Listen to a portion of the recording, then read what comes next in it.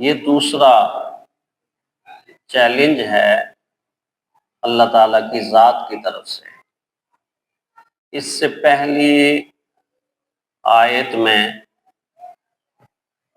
ایک مکان کے بارے میں اللہ نے چیلنج کیا،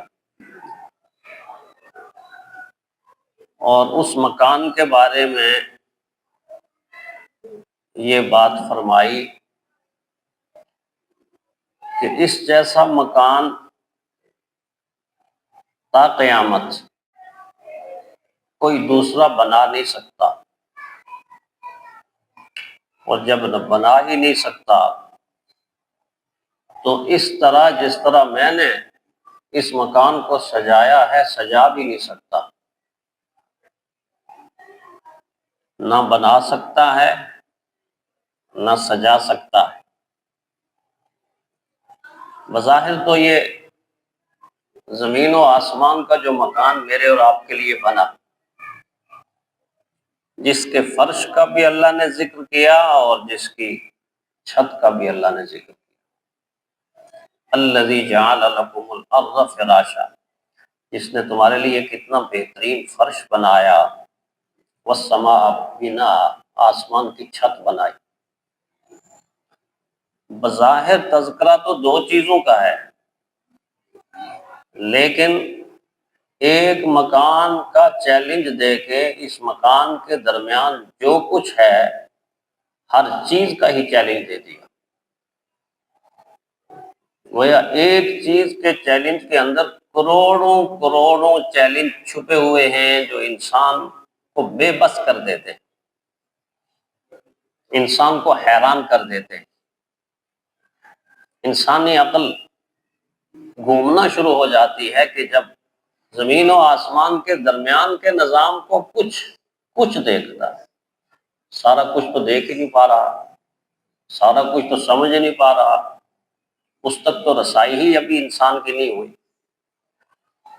لیکن اس مکان کے اندر کی کائنات کو جب دیکھتا ہے تو سائنس کی اتنی ترقی کے باوجود انسان کی عقل ہر معاملے میں بے بس ہو کے کہتی ہے کہ یہ کچھ ہم نے سمجھا ہے، اور اس ذرے کے اندر ایسے جہان موجود ہیں کہ سمجھنے کے لیے اتنی زندگی چاہیے، اتنی زندگی چاہیے جتنی لمبی ہو جائے، اور وہ لمبی زندگیاں ختم ہو جائیں گی لیکن راز ختم نہیں، قدرت کے راز ختم نہیں۔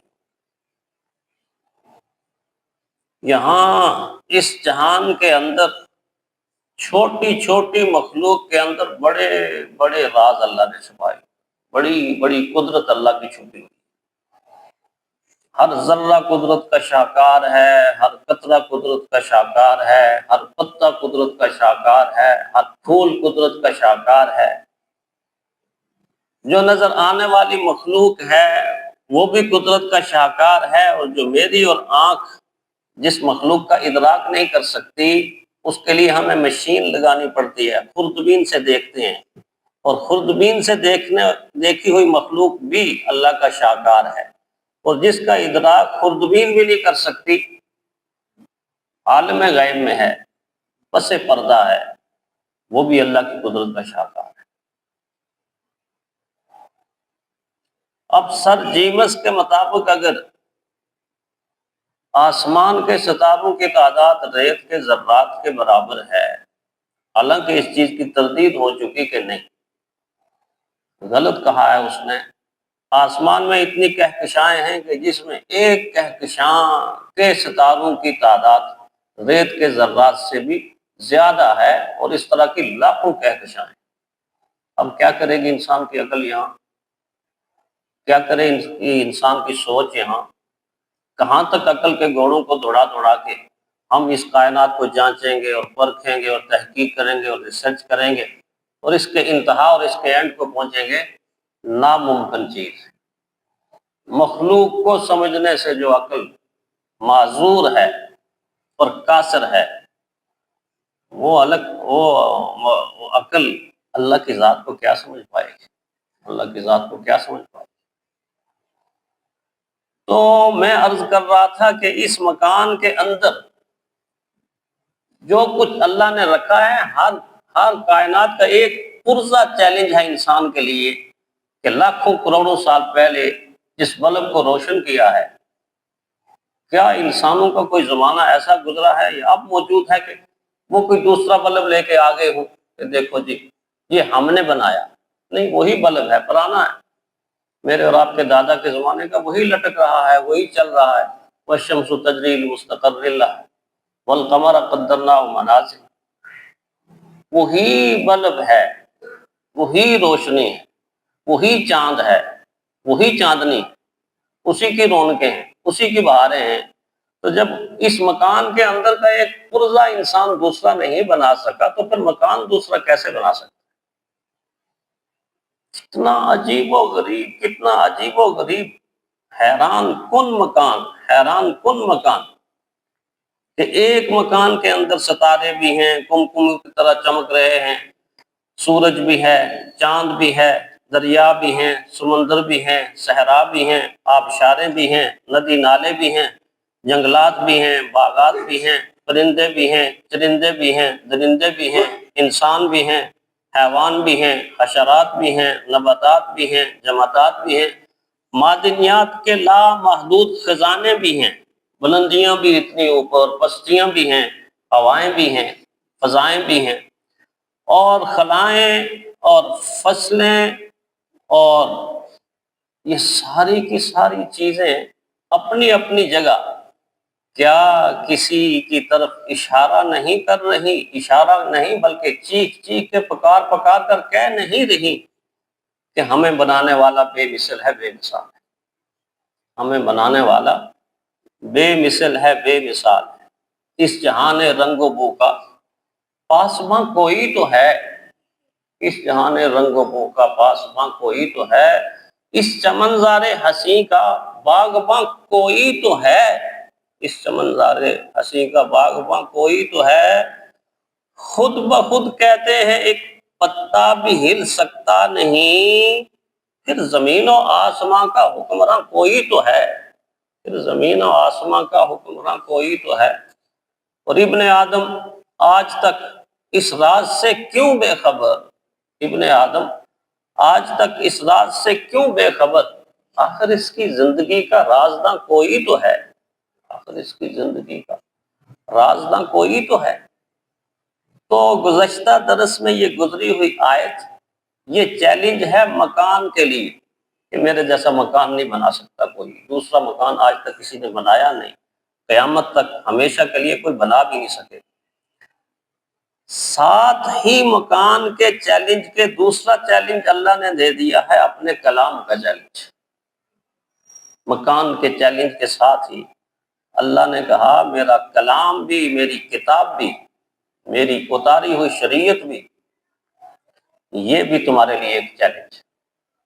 حیران ہے انسانی عقل کہ بظاہر کتنا سا اللہ کی طرف سے تقاضا ہے، تقاضا تو اتنا ہے منکرین قرآن کے لیے، منکرین اسلام کے لیے، کہ اگر تم شکوک و شبہات کا شکار ہوتے ہو کہ یہ قرآن اللہ کی طرف سے نہیں ہے، کہتے تھے نا مشرکین، وہ کہتے تھے کہ یہ قرآن حکیم دراصل پرانے لوگوں کی قصے اور کہانیاں ہیں، داستانیں ہیں، وقالوا اساطیر الاولین، یہ پہلے لوگوں کی کہانیاں ہیں، تملا علیہ بکرۃ و اصیلا، معاذ اللہ جو حضور صلی اللہ علیہ وسلم صبح و شام پڑھ پڑھ کے سنا رہے ہیں، بتا رہے ہیں یہ پہلے لوگوں کی قصے اور کہانیاں ہیں۔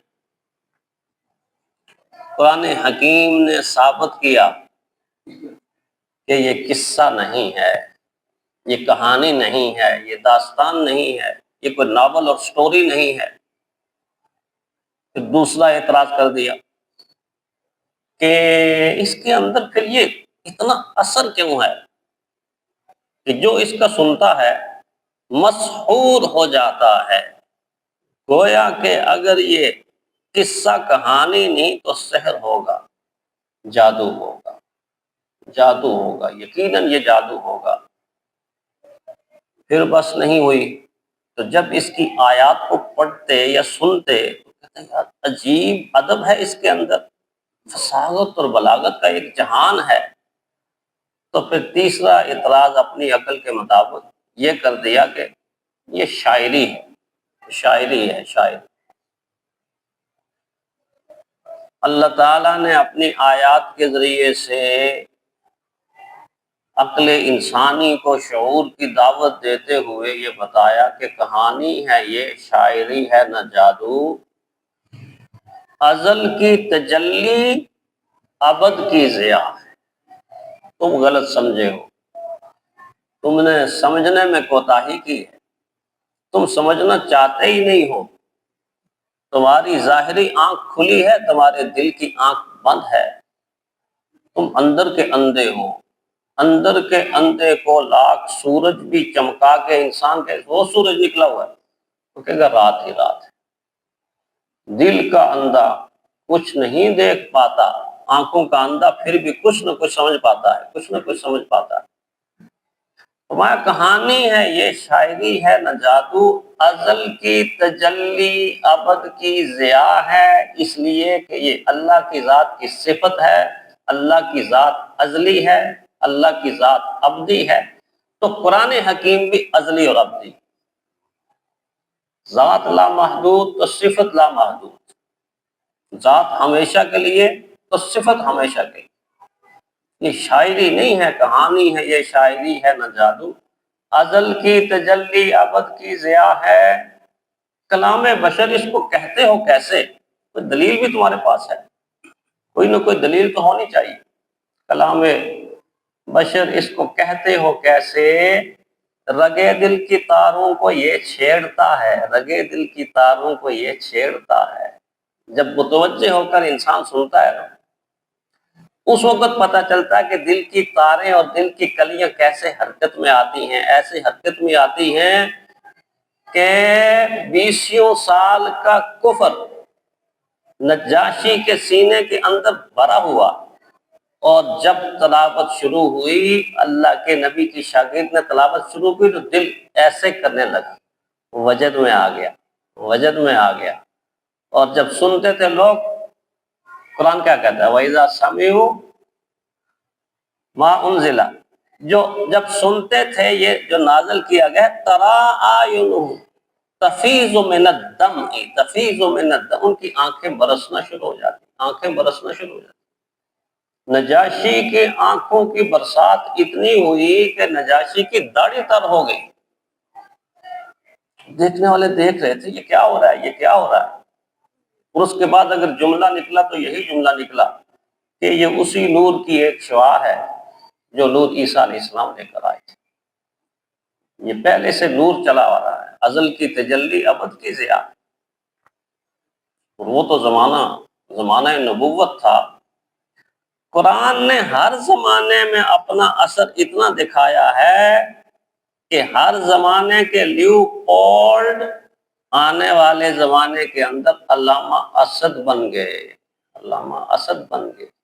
یہودیوں کی گود میں پلنے والا لیوپولڈ جب دیکھتا ہے ایک ہی آیت کو، اور وہ آیت کون سی؟ سورۃ تکاثر کی پہلی ہے، الہاکم التکاثر حتی زرتم المقابر، جس کے سوال کا کوئی جواب نہ دے سکا، جو اپنے اساتذہ سے مایوس لوٹا، مجھے بتاؤ مجھے بتاؤ، یہ اتنے کھاتے پیتے اور یہ اچھا پہنتے اور بہترین رہائش رکھنے والے لوگ پریشان کیوں ہیں؟